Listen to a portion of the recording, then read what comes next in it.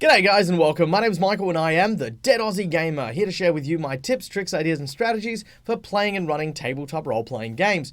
Today's video we are going to be talking about Derailed Sessions. Now, as many of you know, I run a lot of games every year. My weekly schedule is 10 to 20 games every single week, so it is bound to be a fact that I will have bad games. Well, recently I have had so many bad games. I don't know whether it's just the time of year, whether the dice gods just are after me, or, I don't know, whatever.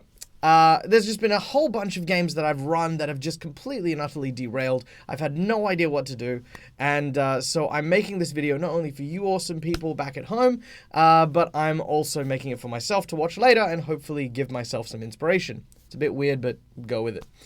So, first and foremost, why are derailed sessions terrible? Well, they're not. Derailing a session basically means that you are going off script. You're basically going off the plan that the GM has laid down in front of you and gone in a different direction. Sometimes this actually opens up a great adventure for more options and more wonderful exploration of a setting or a world. Other times it's a surefire way to land yourself in a TPK or to disrupt/destroy a story. Some of them good, some of them bad. Whatever happens to be happening to you at any given time, just remember, derailment doesn't have to be the end. All right, the first thing I want to tell you guys/myself is bad games happen. You need to be aware of that and be accepting of it when you are dealing with a derailing session. You can't sit there and think, oh my god, the story's gone and I don't know what to do and it's a terrible game, and shut down.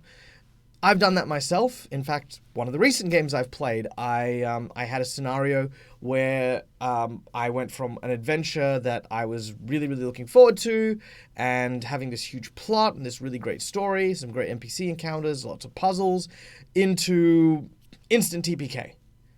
And it was because of a quick derailment. And all I thought was, oh my god, my players are having an awful time.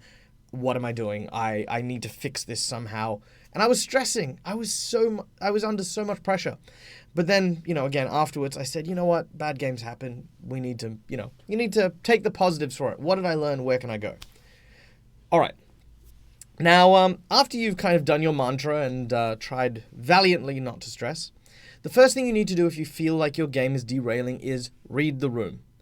If it is the group that wants to go in a different direction, then maybe that's for the best. Maybe the players want to be able to explore or interact in another section of the world, and maybe you need to embrace that, perhaps. On the other hand, if one person is deciding to do something that the rest of the group seems uncomfortable or dislikes, or, they're just kind of like, well, actually, let's not go and punch the guard in the face. Oh, I run up and punch the guard in the face. Okay, look, everyone else is saying no, and you're running off to do that. If one person's causing a problem, maybe it's best as a GM that you deal with that person. I know what some of you are thinking. Look, it's a role-playing game. You're supposed to interact with the world and be able to do stuff with everyone, and it's all about making sure that people live with their consequences. And that's absolutely true. However, much like with moderating a game, one must also be able to moderate the players who are just out to cause trouble. And sometimes when that happens, you need to be able to say, actually, listen, the whole group's against you on this. I'm going to give them the opportunity to stop you in full. Now, this might not be fair on the person who's trying to cause some mischief, but then again, neither is taking the control of the session away from the rest of the group. So, read the room, find out what you need, and then decide if you want to proceed with what the players want to go with, or break it and stop it. The easiest way to deal with that, in my opinion, is to present options. Give your players options to return to the rails, or at least return to a pathway that you now have control of. If the players go off into the desert with no supplies and no food, you might say, okay, cool. On your way, you find a merchant. Now, the merchant probably has some supplies. Do you want to go talk to that merchant, or do you want to risk going through the desert and trying to survive with what you have? Now, at this point, you've implied what they should do, and you've said, but you do have the other option. Giving them these options, even though it seems like you're, sort of opening up the derailment, what you're actually doing is you're giving them two paths, two rails to go back and follow. See? So, giving options, coincidentally, limits your players' free roaming aspect. Yeah? So that's why we present options. Now, I'm going to give you guys an example. This is what happened to me quite recently. And I was playing a Through the Breach game in which a group of heroes needed to escort a rather rotund archaeologist from the bottom of a hill to the top of this very, very large mountain. Now, it's not a surprise that this rather fat dude had trouble getting up the hill and needed to take a break halfway, but they had to break in the Oni-ridden forest.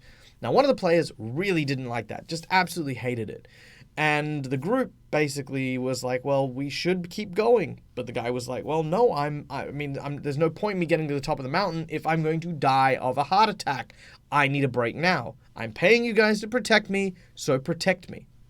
Now, the player kind of took that really kind of aggressively, and from there on in, turned very hostile very quickly towards this quest NPC, who, for context, had never really earned any of that ire. He bought them first class tickets on a train, has paid for like luxury accommodation and food, bought them all their supplies. They've literally wanted for nothing on this journey so far. And the only thing he's asked for, apart from obviously to get to the top of the mountain, is to have a break. So this guy got very angry and he all but basically just grabbed this dude and tried to drag him along.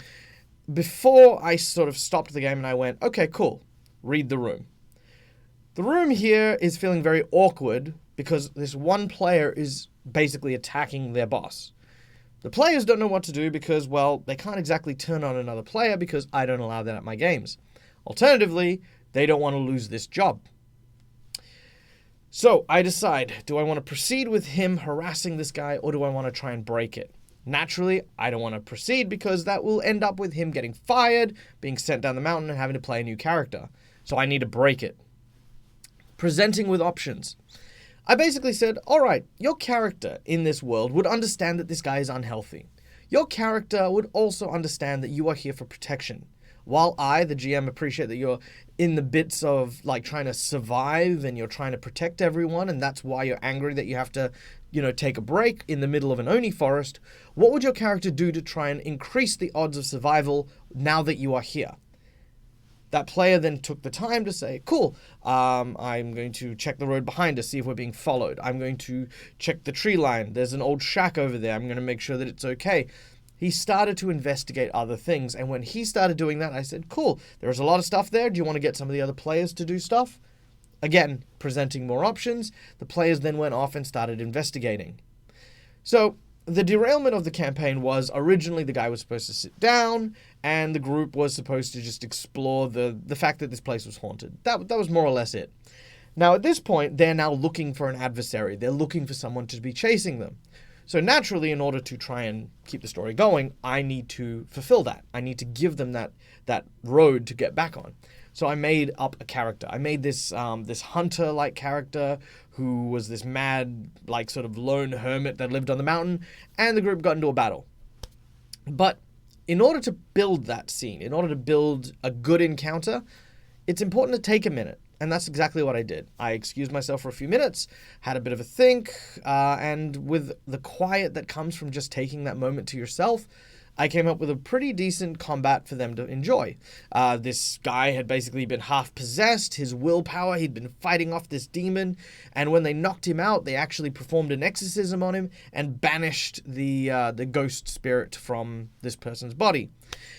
Sadly, he was Japanese and was very aware of the amount of people that he had killed and asked for one of the members of the group to help him commit seppuku, which is ritualistic suicide, which one of the players did. It was a great moment. It was a very touching moment because those from Japan were like, yeah, no, this is how it works. And those from Western societies, because the group was made of a mix, were shocked. They could not believe, we just saved this man. Why are you chopping his head off? It was a whole thing. It was very cool, but it made for a great encounter. Now, on the other hand, I've had incredibly bad situations which have ended with my whole players TPKing, as I mentioned earlier on in this video. No matter what call you end up making, remember, a good decision isn't one made to the best of your ability. A good decision is one that you are happy to live with the consequences of. If that decision means that the whole group wipes out, then it's about what you do with that. What do you do after the TPK? Now, Another derailment that happened, again this week, was a quest that I had for a group of seafaring pirates who were heading to an island that was run by these evil cultist sort of people trying to find an instrument to control a kaiju, basically a Godzilla-like creature. Now, the group were on their way to the island when they saw a silhouette coming towards the island on the horizon. Now, this was Godzilla, basically. Now, the group had no idea what it was, because at the moment they kind of knew it was a weapon of some sort. So naturally, the druids started to unleash spells. Vortex, core lightning, control water, all the things started happening. Naturally, Godzilla paid attention. Read the room. Okay, everyone seems to be okay with this. They want to attack whatever the shadow is. Okay, proceed or break. I don't know what they're doing, so I need to figure that out. What is your goal, I asked the players, with this whole thing? This thing is heading to the island. We want to distract it and have it come to us. And I said, okay, I can't spoil the story, and I have no reason to break what's happening right now, so let's proceed. This large figure starts coming towards you, and bit by bit, it starts to reveal itself. Big fin coming out of the water. Oh, it's a giant shark. Large reptilian back reaching out of the water. Maybe a giant crocodile? Huge, glowing, pulsing energy, and they went, oh crap, it's Godzilla. Present them with options. What do you guys want to do? Do you want to engage it? Do you want to go to the island, or do you want to run away? Now, half of them decided to run away, some of them decided to go to the island, and a few had no options because the rest bailed on them. Now, they'd chosen their decisions, and I needed to take a minute. And this moment was a tough one, because Godzilla was here. They were, I think, 14 CRs lower than this encounter was supposed to be. And it was just like, well, yeah, they're going to die. I took a minute and I came up with an idea. What if Godzilla's breath weapon was some sort of magical or divine breath weapon, and anyone killed specifically by the breath weapon would be transported back in time to the moment before Godzilla attacked, and before Godzilla was, on the island, and only they retained their memories. Everyone else died. Perfectly died. And had no memory of the Godzilla encounter. It made for an interesting game, it allowed to move the session forward, and it also gave them that sense of how devastating Godzilla would be in the hands of the evil villains. So I made my call. It was fantastic. There were a few tears when everyone started dying, which was fine. But then when everyone was revived, there was a kind of a sigh of relief, and everyone was happy and ready to keep going. So, even though those games derailed for their various reasons, even though it was very stressful, and even though some of the players weren't happy, definitely a few players weren't happy, it was a good decision to make to allow them to keep playing that game. Always make sure that when you are dealing with a derailing session to move on to the positives. Try and end on good notes and high notes. If your players end on a success, then at the very least they feel a sense of accomplishment and a sense of achievement and can walk away from your session happy. Try not to drag up personal stuff and sort of become petty and angry, because that can lead to a whole different type of ending. And that, sadly, will be my last story for today, as that is another thing that I did earlier on. So, in one particular session, we had... Well, actually, it was the session straight after the Godzilla time skippy thing.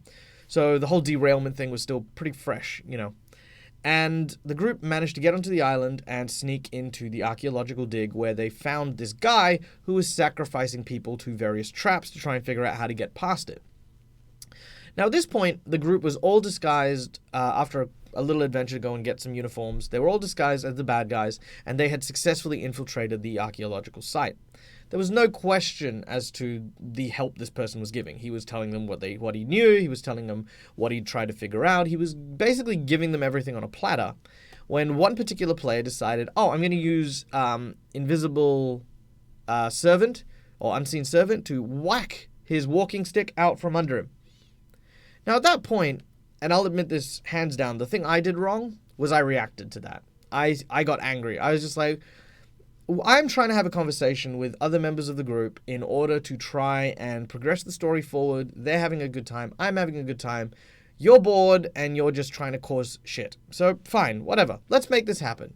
Again, I did not read the room. Proceed or break. I should have broken. I didn't. I proceeded.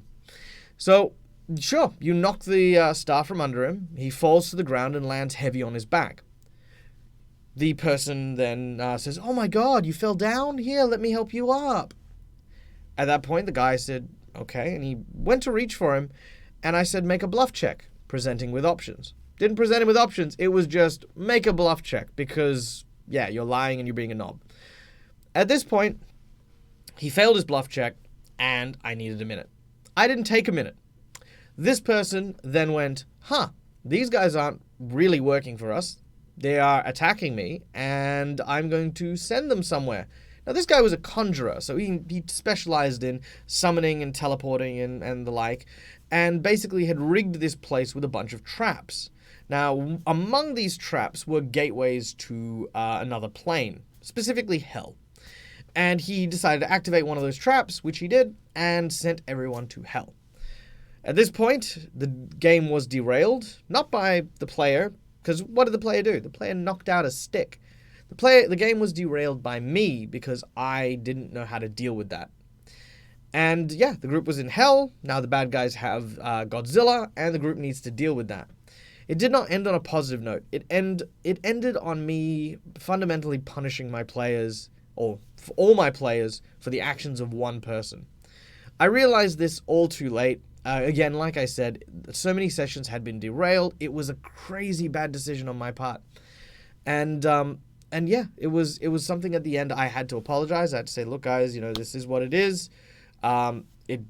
Otherwise people don't learn that you can't just troll games and not have consequences.